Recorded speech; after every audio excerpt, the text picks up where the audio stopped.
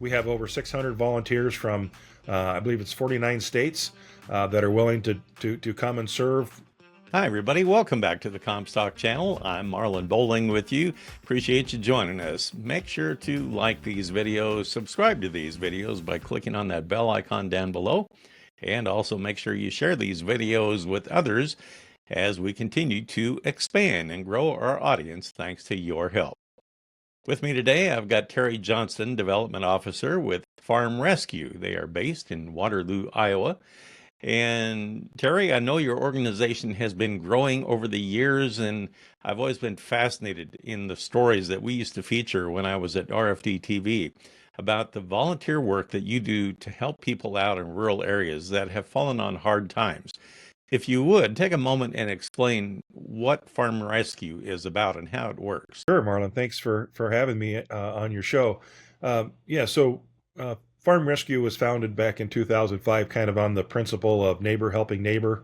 Um, as you know, and probably many other folks, farming can be kind of a tough business, and getting through those times can be difficult.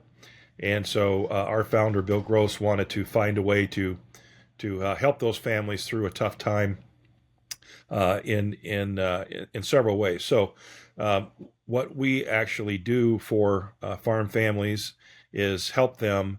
Maybe it's a case of an injury or an illness or a natural disaster. Well, recently these tornadoes and storms have been tearing up the Midwest. And we come in with equipment and volunteers and help them with their actual physical tasks, things that need to be done. If they can't do it themselves. So that includes planting row crops, small grains, also harvest. We can also harvest hay, haul hay. We just finished up our 2024 Operation Hay Lift, and that was hauling hay to those drought-stricken and wildfire disaster areas over in Nebraska, Oklahoma, and Texas. So that's another thing that we can help with. We recently hauled some hay to a farmer, again, suffering through a 3-year drought, had kind of exhausted all of his resources for getting feed for his cattle. So we were able to find some donated hay and haul that in there for him. So the idea is just to get them through a tough time, with the end result, of course, keeping them in business and making sure that legacy can be handed to the next generation, and they can go on and be successful in their business. Well, I know that these operations have to cost a lot of money, and I'm guessing that you have some pretty good sized underwriters. We do. We have some fantastic supporters. We own, lease, or rent all of our equipment, and our farming equipment is all through a partnership with John Deere. They've been amazing to work with. They've been so good to us. They have a passion for their customers and people that feed and fuel the world. So they have been a great partner in Anheuser-Busch. If there's any Busch Light fans listening, they probably have seen the corn can, the For the Farmers campaign. That's something that Anheuser-Busch has done for us, and we have Nutrient Ag Solutions, just many awesome supporters, large and small, and of course many individual donors as well, that like to just make sure that we can help keep these family farms going through a tough time, get them out through the other side, and keep them going. Now, are these monetary contributions that these companies do? Do they do like payment in kind or donations in kind? How do you do that? Yeah, so they help us in many ways. Certainly cash donations, but also in kind. Marketing support, PR, communications, feeding our families and volunteers at cases. So there's a lot of different ways that they support Farm Rescue, and we're so grateful that we can't do it without them. And of course, our volunteers. We have over 600 volunteers from, I believe it's 49 states that are willing to come and serve, everywhere from a few days to a few weeks each year. These folks love to come help, and they come from all walks of life. Some are still working, some are retired. A lot of John Deere employees, both current and retired. And of course, that's awesome because we have John Deere equipment. They know how to run it. They, in fact, may have built it or designed it or had some hand in it. And so that's fantastic. And so we're able to do a really good job for the family, make sure that their crops are looked after as well as they could do it, and they can focus on recovery. We were just down in southwest Iowa this past week helping some folks plant soybeans after those tornadoes came through up through Corning and Greenfield. Probably folks have heard about that on the news. And of course, they're dealing with insurance adjusters and claims people, and washing and machine repair folk. I mean, they just got 100 people coming at them. So we're so happy to be able to step in and get our volunteers working, our equipment going, and we kept their soybean planting going while they were focusing on getting their lives back together, recovering their all their possessions. In many cases, they were completely gone.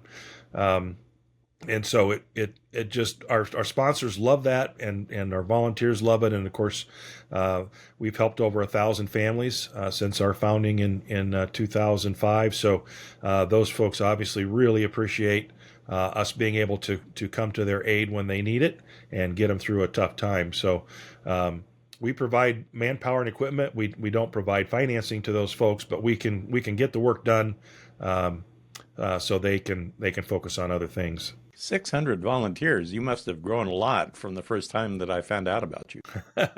Yeah, it's grown exponentially, over the years. And of course, volunteers come and go. I think something over 2,000 have served Farm Rescue in the 19 years we've been here, and we hope to continue to grow. We are moving into our 9th state this year. We started in North Dakota.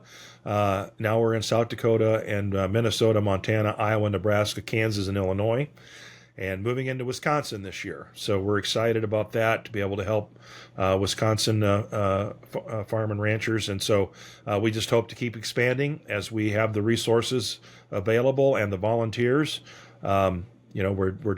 We want to help as many farm families and ranch families as we can. That's got to be kind of a tough decision to decide who gets the help and who doesn't. We probably have more bandwidth than we have applicants.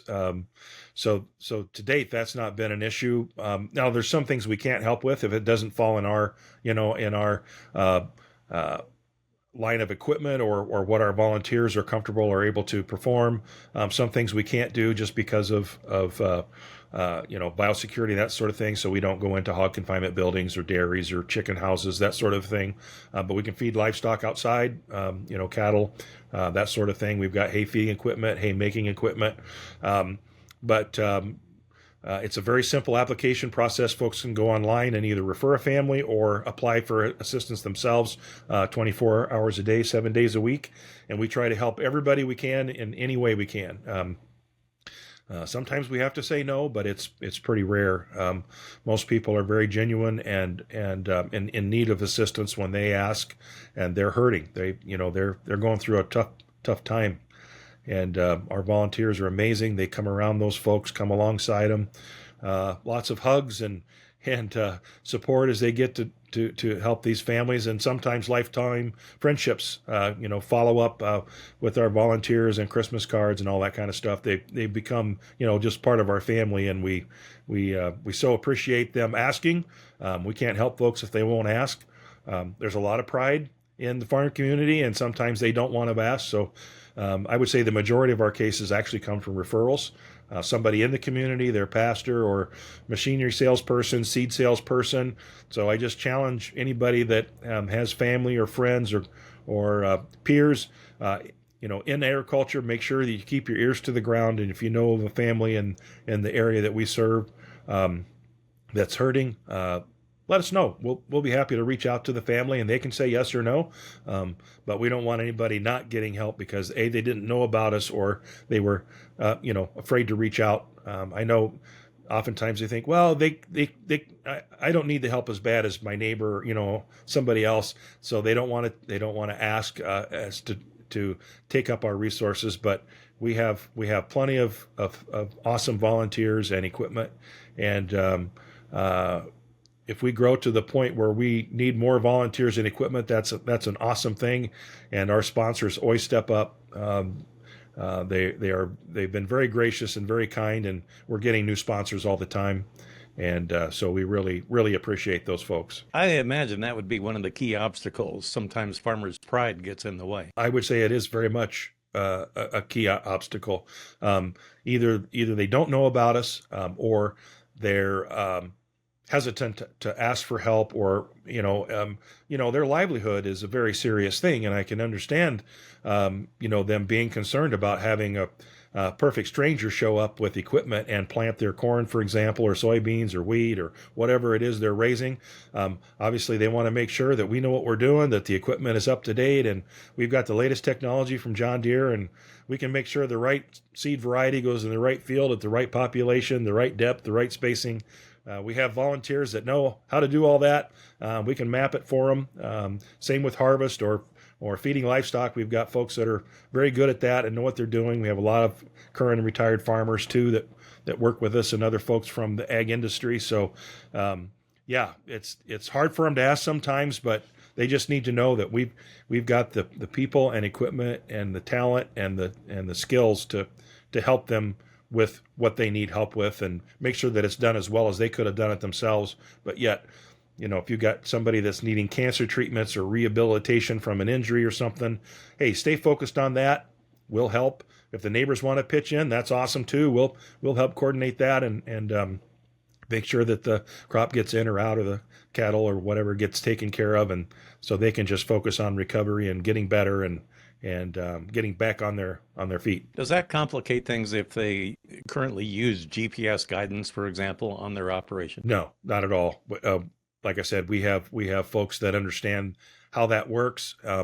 If they want their varieties and so forth mapped at harvest time, for example, we can make sure that all gets taken care of, and make sure that all their records are maintained, and all the information is in continuity, and so that's not a problem at all. It's an amazing organization, and I can't recommend you highly enough. And if anybody out there watching this video, or if anybody out there listening would be interested in maybe obtaining some help or offering some help, whether it be through volunteering or financially, how would they get in touch with you? Yeah, the best way to do that, Marlon, is just go to our website. It's farmrescue.org. So they can go there to sign up as a volunteer, to refer a family, to apply for assistance, to donate. We have lots of information there. We've got videos, pictures, all of the news articles and stuff that have been written for and about. And I would just ask folks to follow us on social media and help share the word. Again, the last thing we want to do is not serve families because they don't know we're here. And pretty much everybody has some connection, some family member, some cousin, that is in agriculture or in farming. And so we're on like Facebook and LinkedIn, Twitter, Instagram.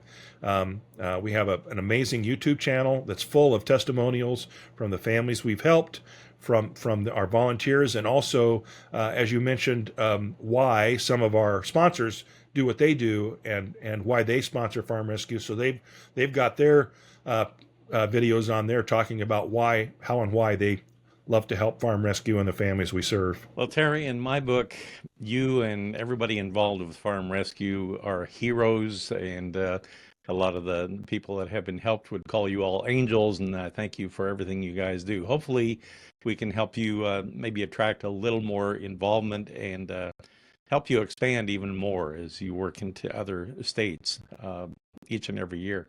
So thanks again for everything you do, and thanks for taking time to talk with me. I appreciate that. Terry Johnston of Farm Rescue with us here. That'll do it for this episode. For producer Breanne Hendrickson, I'm Marlon Bowling. We'll catch you next time right here on the Comstock channel. Thanks for joining us on our Comstock YouTube channel. Don't forget you can also find us on Facebook and TikTok as well. Futures trading involves risk. The risk of loss in trading futures and or options is substantial, and each investor and or trader must consider whether this is a suitable investment. Past performance is not indicative of future results.